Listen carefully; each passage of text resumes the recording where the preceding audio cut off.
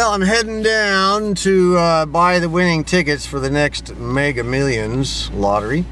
And I'm also going to turn in our Black Pearl scratch card and buy another one. Give everybody one more chance to make some big money. I don't know what kind of scratch card I'll buy this time. I'll see what they've got.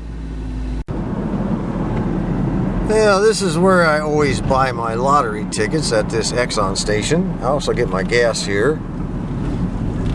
Kind of handy dandy for me. It's called On the Run. Recently on the Antique Radio Forum there was a thread that had a fairly lengthy discussion as to whether or not you can wash radio chassis with soap and water. Well, of course you can. You know, one of the proponents of doing this is one of the members called, his name is Peter Balazzi. Now, Peter Balazzi, is an excellent restoration guy, been on the forum for a number of years. He has washed many chassis over the years. I know he has, because this thread has come up several times in the past. And, it's the same old arguments, for and against. Same old discussions, same old observations. Nothing has changed except the people making the observations. I come down on the same side as Peter.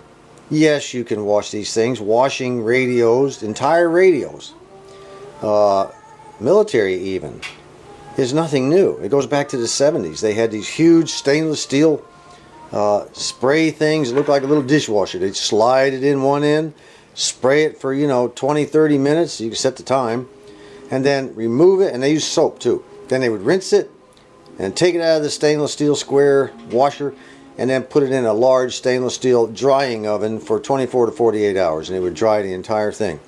Many times the radio worked fine with just a good washing.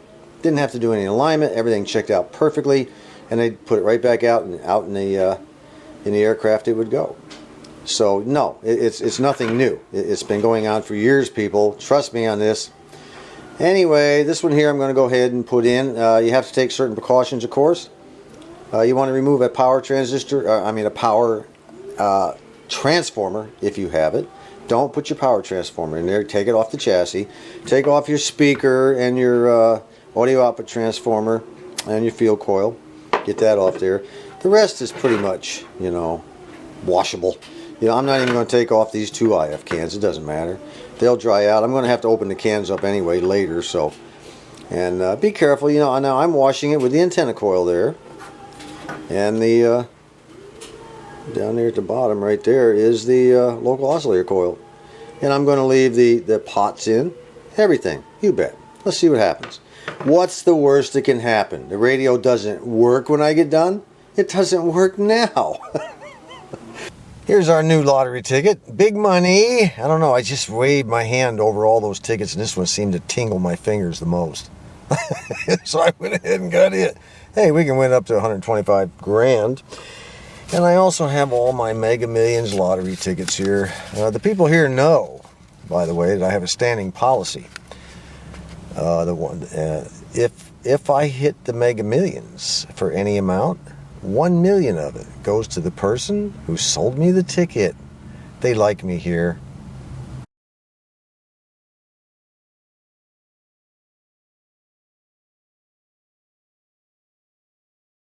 Are you going to tear up old Radio Al's leg? You going to bite on that? You going to bite on that old ankle of his? Yeah, let me at him, he says. I want him. Give him to me.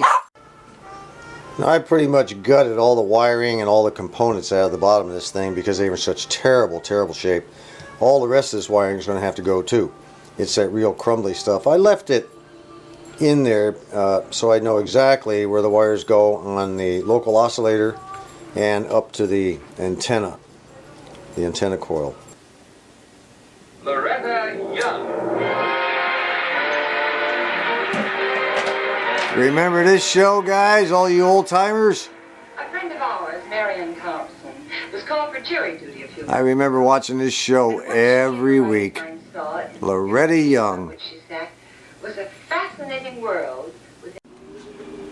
All right, there it is. I'm going to use one of these little Cascade gel detergent things too. I'm just going to throw it down on the bottom. We're just going to let that baby wash. And of course I opened up the variable capacitor. There's plenty of dirt down in there. I want to get it nice and clean if possible, okay? Alright, I also removed a couple of cardboard insulators that were underneath the chassis. But you know, if you were to forget and they wind up getting washed or something, getting ruined, hey, not the end of the world. You know, you just replace it with one of these little plastic kind of things. You can buy this stuff at Hobby Lobby in a large sheet. I use it for all sorts of things. It works great for insulation, by the way, which I may wind up replacing these anyway with it. This is a lot better than the old stuff anyway. This past Sunday I went to a flea market downtown, you know, several flea markets actually, and I came across 2 DVDs of the Loretta Young show. I said, holy mackerel, I haven't seen Loretta Young in, what, 55 years or more when she was on TV. She was such a versatile actress, both on TV and the cinema. On film, she was great. She could play any part. Very attractive lady. She had great big eyes, like saucer eyes, you know, like Betty Davis. And I just said, I have to have these. Normally I don't pay more than $2 for a DVD, but I went ahead and paid $1 extra to get 7 shows. Each one of these has 7 shows.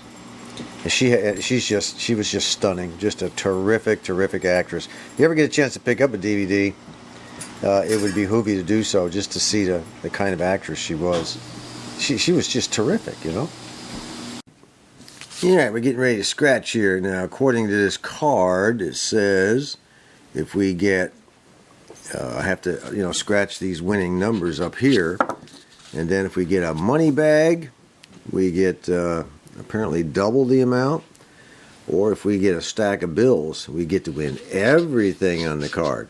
So let's scratch the first top ones. Well, it turned out pretty good. The tops are all clean now on the IF cans. Of course, they're going to have to come off, like I said. They're dented. This one here in particular, it's all dented. And somebody tightened it down so tight that the bottom is caved in. Oh, man, I don't understand that. But we're going to take it off, fix it, and check all the connections on there to make sure they're okay. And the thing I like the most about it is, you know, notice how shiny now notice how shiny the sockets are. Nice and shiny and clean. Look at that. Boy, that looks really good. And the same thing with the bottom. You know, the bottom sockets had a ton of rosin on them. You know how it is, you know, from the old factory solder joints. They're just rosin everywhere. It would just pile up. Look at that. Look at that. Look how nice and shiny they are and clean. You get down there. All the rosin's been washed away. That's really nice. I like that. So I can start out with nice brand new shiny sockets practically. Everything is just about spotless down in there. Anyway, you know, trust me, once we get this thing back together, it'll play fine again. And oh yeah, and the tuner, nice and clean on the tuner. It was really caked with crap. Nice and clean. I'm not sure whether I'll take it off there. I probably will because I want to paint this chassis. But I just wanted to show everybody that yes, you can wash a chassis if you take the critical parts off first. 18.6, 19.4, and 17. They look like promising numbers. Let's scratch the first row now. Close, but no cigar. Nothing yet.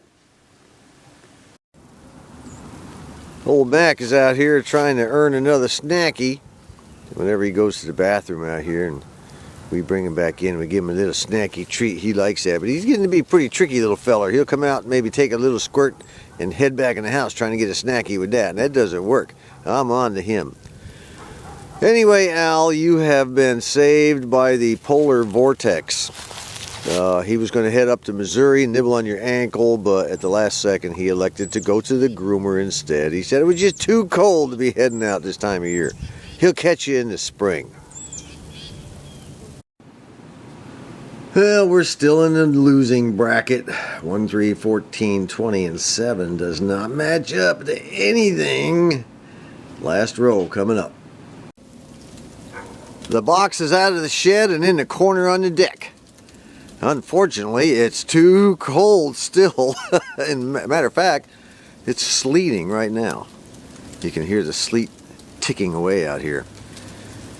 Apparently Friday and this weekend are supposed to be up in the upper 50s. So maybe we'll get to open it up then. I hope so, because that's going to be our next video. Well, that's it. we didn't do any good this time. Not at all. Sorry, fellers. We all could have been rich for a while, but it just didn't work out.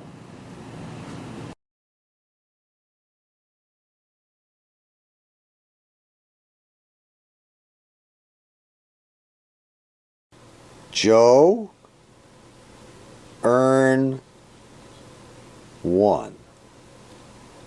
Joe, earn 1. And last but not least, we'll also open up this package that just arrived in the mail. So until next time, I appreciate you being here. This is John.